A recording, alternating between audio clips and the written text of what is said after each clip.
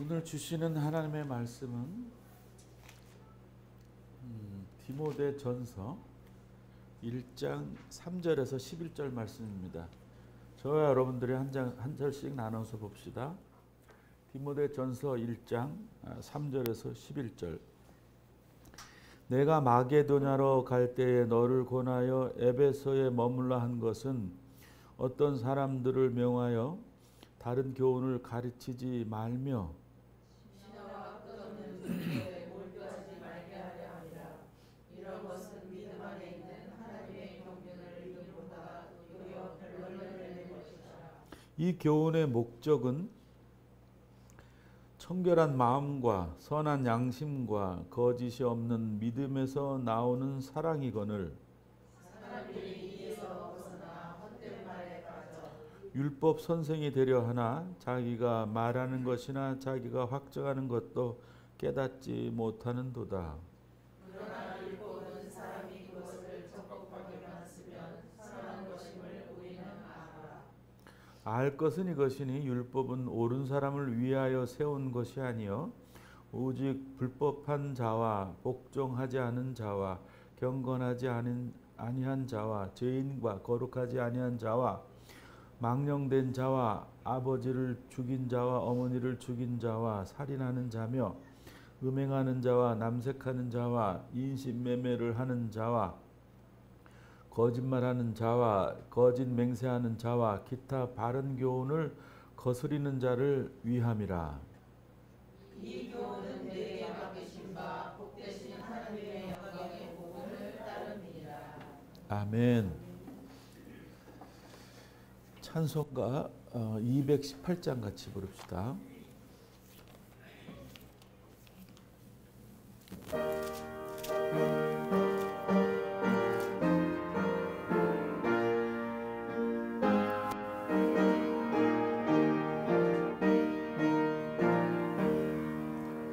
내 맘과 정성을 다하여서 주 너의 하나님을 사랑하라. 내 몸을 아끼고 사랑하니 형제와 이웃을 사랑하라. 주께서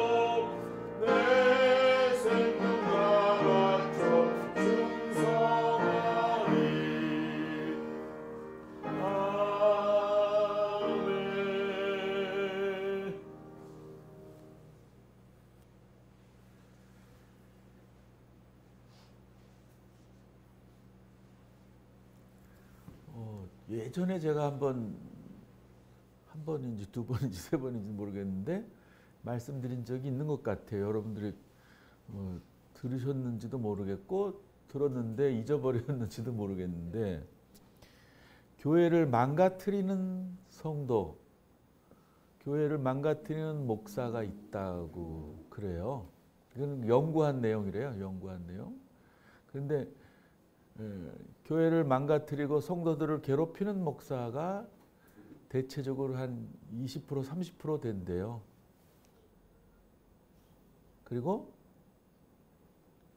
교회를 망가뜨리는 성도도, 그러니까 목사를 괴롭히고 교회를 망가뜨리는, 그러니까 자기는 의식하지 못하겠죠. 그런 분들이 또 20, 30% 된다고 합니다. 근데 우리 교회 성도들은 아마 100% 교회를 세우는 분들이라고 저는 믿어요. 그리고 사실 그렇고 교회를 건강치 못하게 하는 세력이 바로 그런 세력인 거예요. 그러니까 목사와 전도사란다. 목사와 성도들 중에서 이렇게 좀 오늘 소개한 그 어떤 사람들이에요, 여기.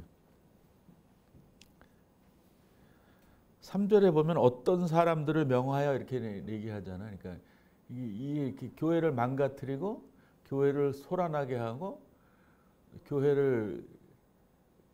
교회답지 못하게 회방하는 그런 세력인 거예요. 그러니까 교회 안에 이런 세력이 있으면 그 교회 자체가 매우 힘들고 고통스러워요.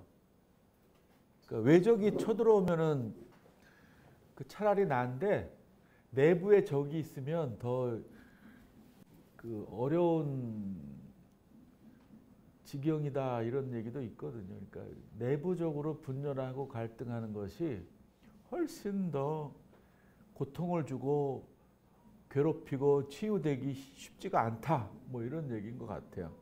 그래서 바울 사도께서 이렇게 얘기하는 것 같아요.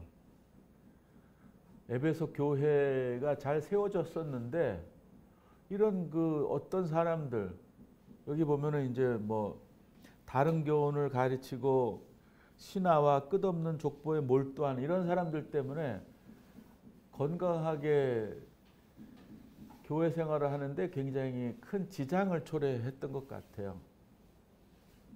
그게 뭐 주일도 저렇게 일을 하나 봐요.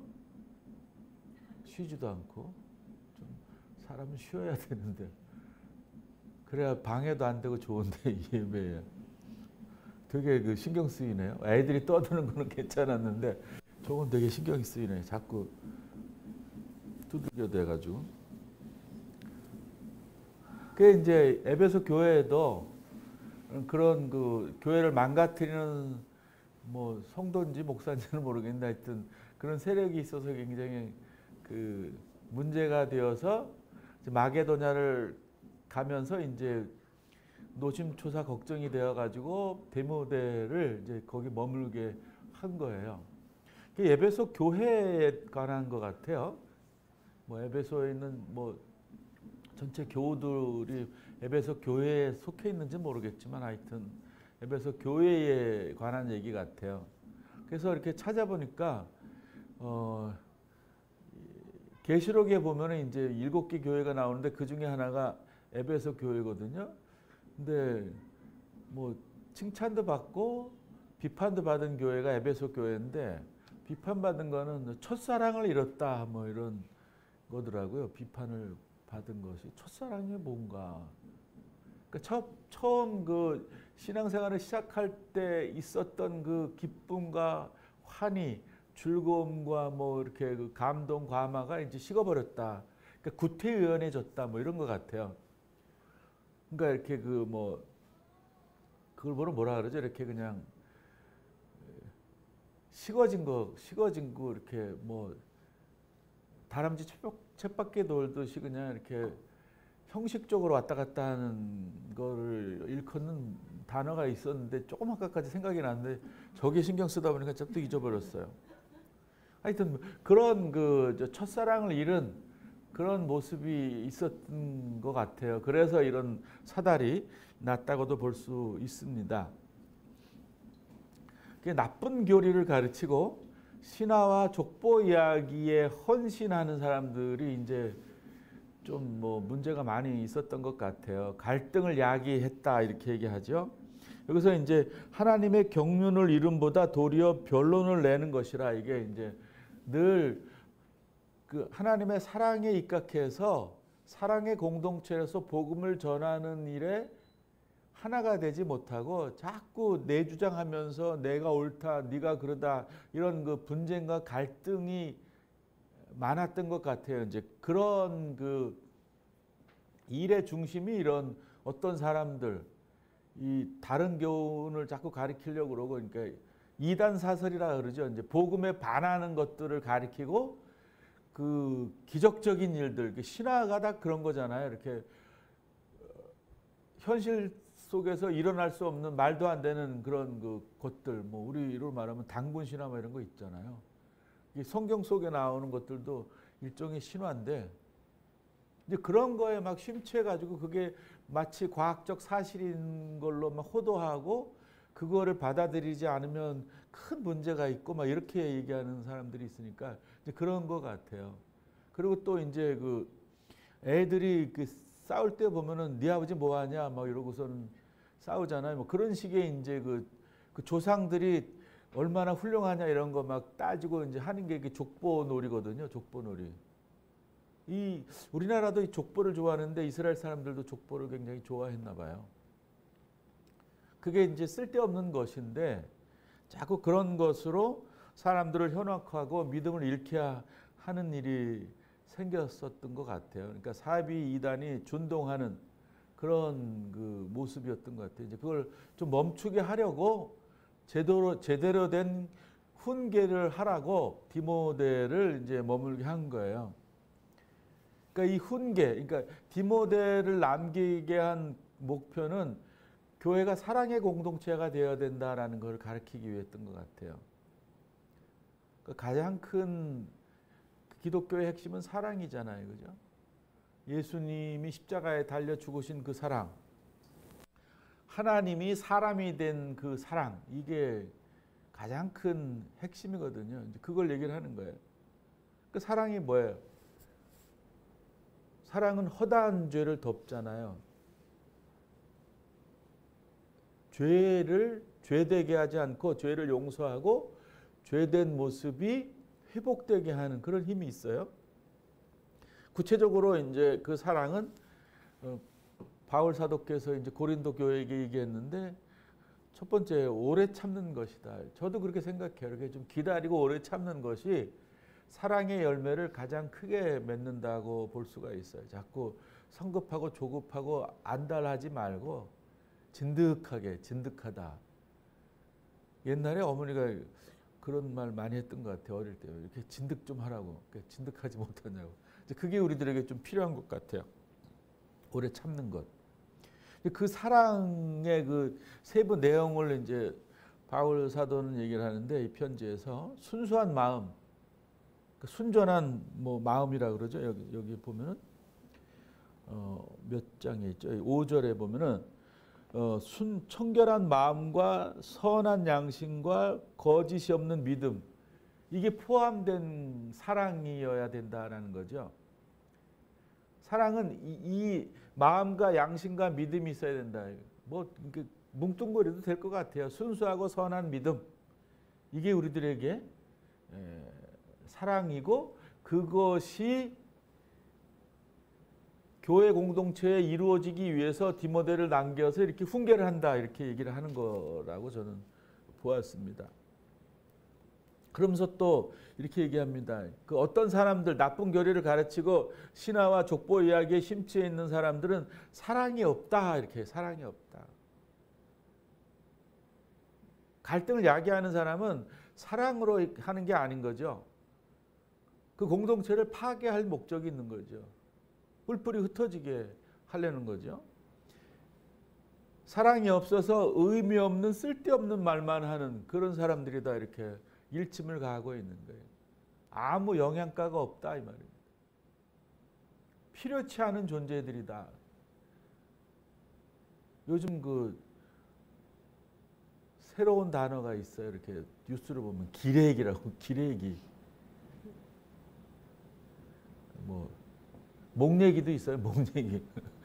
목사 쓰레기. 처음 들어요? 저는 목사라는 지 많이 들었어요. 이제 그런 수준의 그 쓰레기 집단에 불과하다 이 말이에요. 사랑이 없고 의미 없는 쓸데없는 말만 하면서 갈등을 야기하는 자들은 뭐 사탄 마귀로 봐도 저는 과언이 아니라고 생각해요. 그러니까 알지도 못하면서 율법 선생이고 싶어하고 이렇게 막 이렇게 가르치고 싶어하고 뭐 이런단 말이에요. 그러니까 열등감이 있는 사람들이 그런 거거든요. 막 아는 척하고 싶고 뭐 알아주기를 바라고 뭐 이런 거. 그렇지 않으면 막 삐지고 화내고 뭐 이런 사람들이 있어요.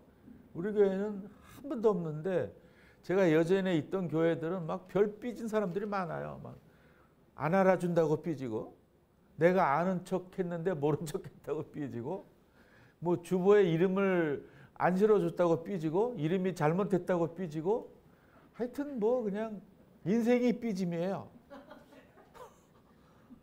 그런 사람들인 거예요. 그게 이제 그런 분들이 아까 서두에 말씀드렸던 교회를 망가뜨리는 20%에 포함되는 사람, 20%가 많은 거죠. 그 중에 하나에 걸리면 목사는 아주 죽을 맛이에요. 그냥 뭐 저 진돗개 물고 늘어지듯 물고 늘어져요. 막 아우 뭐 힘들어요. 그래서 쓸데없는 그 이렇게 목숨을 거나 뭐 이런 생각이 들어요. 그리고서는 이제 자기 위주로 그 율법에 더 막 심취해 있어요. 막 자기 좋을 대로 법을 적용하는 거죠. 율법 선생처럼 여기 보면 이 율법의 목적은 그 옳지 않는 사람들을 옳게 하기 위해서 있다 이렇게 얘기를 하는 거예요. 근데 옳은 사람들에게 자꾸 쓸데없는 얘기를 하는 것이 문제라는 얘기를 하는 거죠. 그러니까 율법에 있는 이유는 목적은 옳지 않는 사람들에게 필요하다. 구절이 그런 거죠. 건전한 교리를 반대하는 사람들, 건강한 교회를 추구하는데 반대편에 서는 사람들이 문제다 이 말이죠. 불의한 사람, 약자를 괴롭히는데 혈안이 되어 있는 사람들인 거예요. 율법을 그런 데 쓰는 거예요. 그러면서 자기의 그 쾌감을 느끼는 사람들이 있어요. 남을 괴롭히는데 율법으로. 원칙 원리를 따지면서 융통성이라고는 털끝만큼도 없이 그 사람을 죽일 목적으로 율법을 갖다 대는 사람들이 많이 있어요. 그런 사람들을 위해서 있는 법이다. 이러면서 이제 구체적으로 이제 뭐 생활 속에서 우리가 그 죄를 짓는 그 죄에 있는 사람들을 바르게 하기 위함이다. 이렇게 그러니까 죄인들을 의인되게 하는 어떤 뭐랄까요 도구로 율법이 필요해도 괜히 그 엉뚱한 사람 뭐 신앙생활 잘하는 사람들을 휘저으려고 해서는 안 된다. 뭐 그런 뜻으로 저는 이해가 되더라고요. 그리고 우리가 건강한 교리인가 안교리인가를 이렇게 나눌 수 있는 그 비결을 여기서 가르쳐 주고 있습니다. 건강한 교리는 하나님의 영광을 생각하는 복음에 일치해야 된다. 그러니까 복음적이지 않은 교리, 율법을 얘기하는 사람들은 우리가 분명히 문제가 있다고 지적을 해야 된다라는 그런 말씀인 것이에요. 자, 여기 보면은 11절에 보세요. 이 교훈은 내게 맡기신 바 복되신 하나님의 영광의 복음을 따름이라. 이렇게 하나님의 영광의 복음을 따르지 않으면은 이런 저 올바른 이 훈계, 명령, 교훈이 아니다 이 말이에요. 여기서 교훈은요, 뭘 말하냐면 아까 얘기한 훈계가 더 나은 표현이에요. 훈계. 그러니까 훈계를 위해서 좋은 교훈을 주기 위해서 디모데를 남겼다 그러잖아요.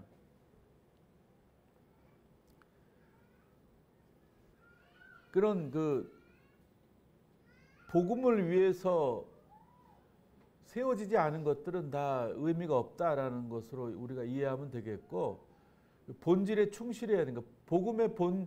복음이라는 본질에 충실하냐 안 하냐를 따지고 우리가 이거는 건강하게 우리의 그 신앙을 발전시키기 위해 있는 교리구나 이렇게 이해하시면 될 것이고 그렇지 않은 것은 그런 교리들은 이렇게 좀 버렸으면 좋겠어요.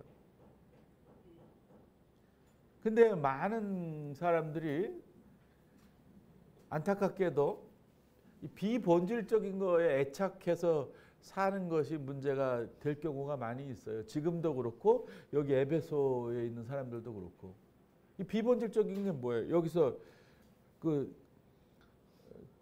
다른 교훈 가르치고 신화와 끝없는 족보에 몰두하는 거 뭐.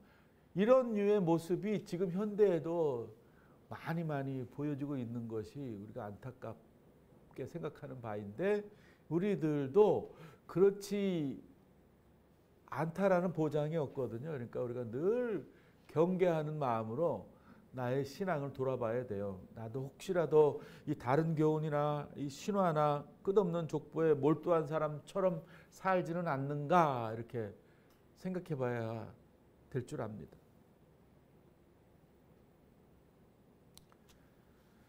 그리고 또 제가 여기서 깨닫는 것은 내게 맡긴 바에게, 이게 위임이라는 뜻이거든요. 위임. 이 복음 전하는 일을 하나님으로부터 위임받았다라는 거거든요. 위임받았다.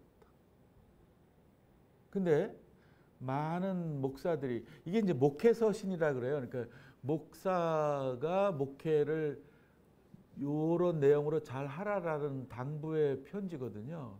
그러니까 목사에게 주는 말씀이라고도 할 수 있어요. 어떻게 보면은. 그러니까 목사인 디모데에게 주는 거라고 볼 수 있어요. 선배 목사인 바울이. 그러니까 여기서 이제 바울은 내게 맡긴 바 복되신 하나님의 영광의 복음을 따릅니다. 이렇게 위임되었다라는 거는 이 목회가 내 목회가 아니라는 거예요. 그러니까 청직이라는 거예요. 그러니까 종이라는 것이죠. 근데 지금 교회들을 보면 이게 청지기적 어떤 위임받은 목회가 아닌 것이 좀 안타까워요. 그 하나의 예가 자식에게 교회를 상속하는 그 일인 거예요. 근데 큰 교회들이 뭐 그냥 교단을 초월해서 다 상속하거든요. 아들에게 다 물려줬어요. 마치 재벌이 딸 아들에게 뭐 회사를 물려주듯이. 교회는 회사가 아닌데, 교회는 기업이 아닌데 그 짓을 하고 있어요. 파렴치하고 뻔뻔한 짓을 하고 있어요. 그러니까 위임하고는 전혀 관계가 없는 거예요. 그러니까 주보에 이제 우리는 이제 아직 조직교회가 아니라 없는데, 조직교회의 그 목사의 명칭은 위임 목사라 그래요. 위임 목사. 그게 대단한 이름인데, 그리고 늘 마음에 두고 있어야 될 이름인데 다 잊어버린 거예요. 그러니까 내 교회라고 생각해. 내 맘대로 한단 말이에요. 내 맘대로 하면 안 돼요. 교회의 모든 소리를 다 경청해서 최선의 것을 택해서 그것을 가지고 목회해야 되는 거예요. 근데 교회는 그렇지 않아요. 목사 단독으로 그냥 하는 경우가 많고, 그 목사가 좀 힘이 없는 교회들은 이제 당회가 마음대로 하죠. 그 장로와 목사가 모인 그 당회, 원래는 그 공동의회라 그래가지고요, 교회의 모든 회원들이 다 모인 거기에서 결정되는 것으로 해야 되는데, 당회가 결정하면은 막 강제로 억지로 재직회나 공동회에서 다 통과되도록 하고, 그렇게 손들어서 반대 의견 낼라 그러고 또 낸 사람들은 거의 교회에서 매장시키고 이런 문화가 많아요. 그거 굉장히 잘못된 거거든요. 그거는 이 위임받은 교회의 모습이 아닌 거예요. 위임받았다라는 거는 모든 회원들의 말을 잘 들어서 최선의 것을 택해서 그것으로 일을 해나가라 이건데, 그냥 목사 혼자의 어떤 의견, 당회의 의견, 이걸로 모든 일을 하는 거는 아주 잘못된 거예요. 근데 안타깝게도 대다수의 교회가 그렇게 하고 있어요. 힘들고 괴롭고 어렵고 여러 가지 그 갈등이 야기되더라도 의견을 어떻게 살아도 다 들어봐야 되는 거예요. 그게 아름다운 교회고 성서가 말하는 교회인 거예요. 한 사람 말이 다수를 점령하게 되면 안 되는 거예요. 그래서 우리가 이 위임이라는 것을 굉장히 중요하게 생각해야 돼요. 더 나아가서 이 목회자만이 아니라 우리 성도들도 이 복음을 위임받은 사람이라는 거, 그런 사명을 가졌다는 걸 기억하셔야 돼요. 그래야 함부로 살 수가 없어요. 나는 예수님의 복음으로 구원받고 복음으로 살아야 된다라는 그런 책임의식과 의무 속에서 내가 건강하게 살아갈 수가 있는 겁니다. 그 갈등이 없어야 되는데 갈등이 아예 없는 것은 안 좋은 거죠. 아까 여기서 이제 그 바울 사도가 문제 삼은 갈등은 이게 파탄을 내는 갈등을 얘기를 하는 거예요. 근데 발전을 위한 갈등은 있는 거예요. 서로의 의견을 내서 논쟁할 수가 있죠. 그런데 이제 내 거를 100% 반영해야 된다라는 마음가짐은 안 되고, 내 거도 냈다가 네 거도 냈다가 이렇게 섞어서 좋은 새로운 어떤 그 좋은 결과물을 창출하자라고 논쟁을 해야지, 그냥 내 거를 관철시키기 위해서 하는 거는 그거는 뭐 의미가 없는, 아까 말한 여기서 그 바울이 문제 삼은 그런 갈등을 야기하는 사람이기 때문에 문제가 많은 거죠. 사탄의 조종을 받았다고도 볼 수 있는 거죠.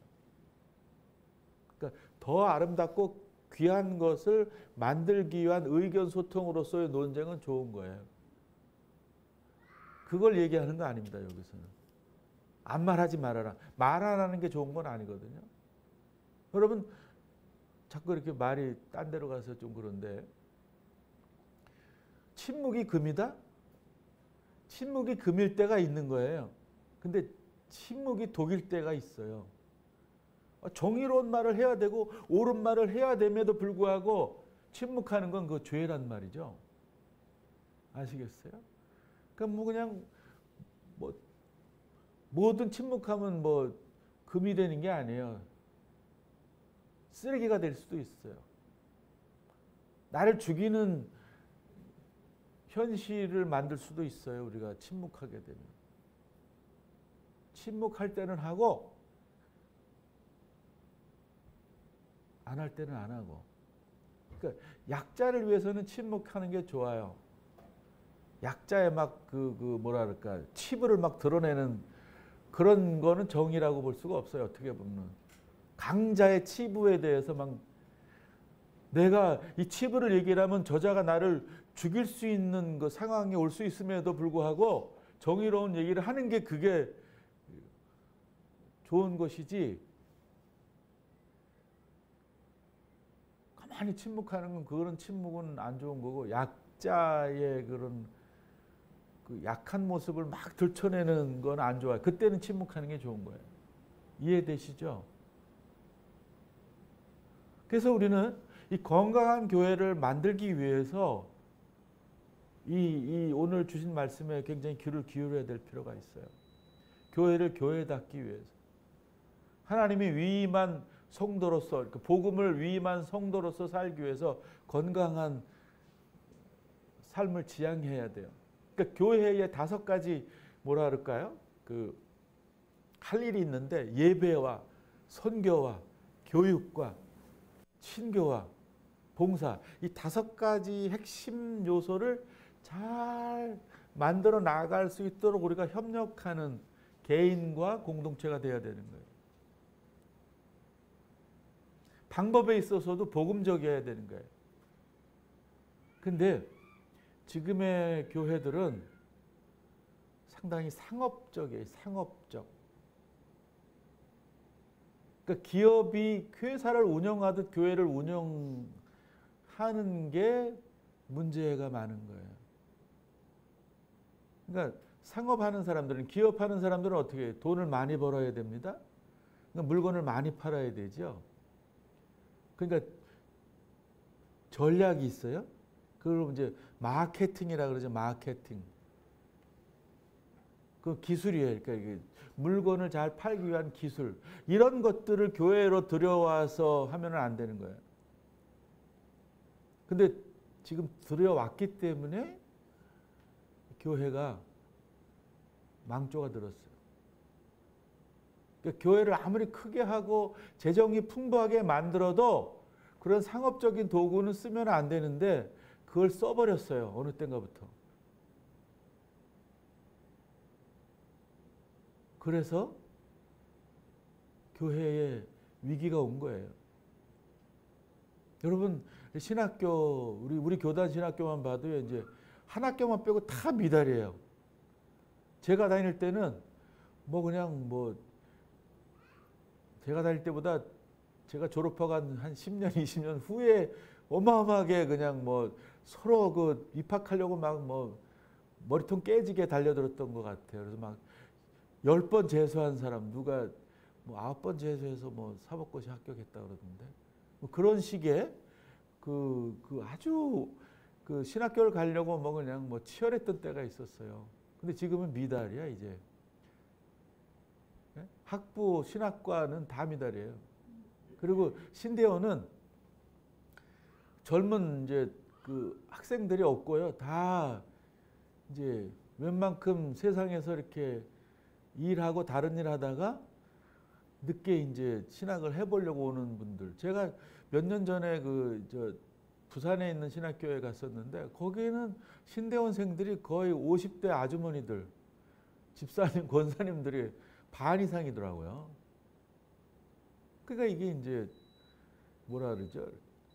사양 산업이 돼 버렸어요. 신학교가. 우스갯소리지만 어이없는 우스갯소리지만 인기가 없어졌어요. 그냥 시대가 그래서 그런 게 아니라고 저는 봐요. 그런 상업적인 것들이 교회 안에 들어왔기 때문에 성서적인 그 바탕으로 교회가 운영이 되고 공동체가 이어져 가야 되는데 그렇지 못하니까 처음에는 잘 되는 것 같지만 끝이 안 좋은 거예요. 이단이 뭐예요? 처음엔 좋아 보이는데 끝이 안 좋은 거예요. 어쩌이 보면 그 상업적인 것들이 교회에 많아진 거는 그 이단화됐다는 거랑 똑같은 거예요, 사실. 그러니까 우리가 뭐 사실 뭐 이단 나누고 뭐 이러는데 우리도 보면은 뭐 이단적인 게 많아요. 성서와 이렇게 반대되는 것들 그거 고쳐야 됩니다. 우리가 예민하게 성서를 바로 봐서 예민한 잣대로 우리들을 평가해 봐야 돼요. 그래서는 칼을 대야 돼요. 용기 있게. 이 암적인 존재들을 우리 안에 있는. 그래야 우리가 살아남고 건강한 교회를 만들어 나가는 그 한 회원으로서 일익을 담당할 수 있는 것이지. 제 친구 그 교수님이 있어요. 그분이 이렇게 썼어요. 달란트 시장이 된 교회, 소비주의적 교회에 대한 비판적 연구. 이분이 이렇게 얘기했어요. 한국 교회는 달란트 시장, 경품, 시상품, 현금 지급 등의 소비 문화 속에서 하나님의 선물 즉 은사와 은혜의 본질을 왜곡하고 있다. 이게 맞아요. 이러고 있어요 지금. 한국 교회는 안정적인 재정을 확보하고 교인들을 성장시키기 위해서 비복음적이고 상업적인 목회 스타일을 도입했다. 이제는 그런 것들을 지향하고 올바른 하나님의 경제를 구현하는 비전을 가지고 교회의 사회적 책임을 분명히 알고 실천해야 되겠다. 이렇게 얘기하고 있어요. 뭐 어릴 때부터 이렇게 상업적인 걸 우리가 상습적으로 배웠잖아요. 달란트 시장 많이 했지 않아요? 어릴 때부터 다녔던 분들. 그 시장을 만들었잖아요. 시장. 꺼리낌 없이. 경쟁의 장으로 만들었잖아요. 네? 시상을 하잖아요. 시상. 성경 10번 읽는 사람, 한 번 읽는 사람, 네? 10명 교회 인도한 사람, 1명 인도한 사람 상 주잖아요. 차별적으로 상 주고. 하여튼 그런 것들이 다 상업적인 거예요. 그런 것들을 우리가 없애야 돼요. 근데 그걸 선도하니까 안타까운 거예요. 그게 망하는 길인데 그게 속된 말로 쥐약인데도 양약으로 생각하고 먹는 거예요. 이게 불쌍한 일 아니겠습니까? 사랑하는 성도 여러분, 우리가 작은 교회입니다. 크다고 좋은 게 아니에요. 크다고 건강한 거 아니에요. 그냥 큰 건 비만한 거예요. 비만은 어릴 때부터라도 엄청난 그 성인병으로 고생해요. 작지만 성인병이 없는 건강한 교회를 만들어가는 게 중요해요. 여러분들은 저는 좀 뭐 이렇게 말하면 뭐하지만 자부심을 가졌으면 좋겠어요. 우리가 작지만 건강하다.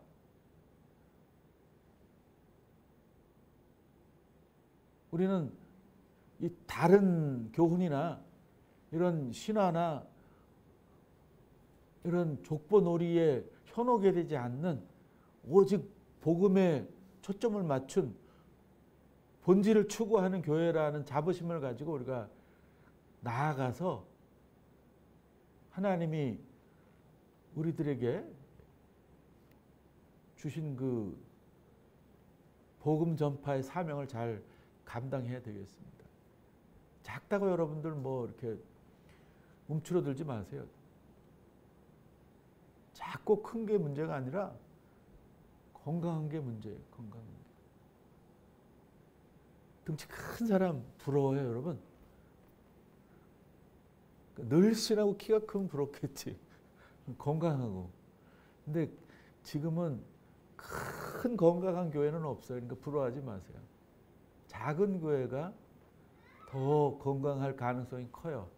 그러니 자부심을 가지고 한 주도 살고 그 다음 주도 살고 복음의 일꾼으로 잘 살아갑시다.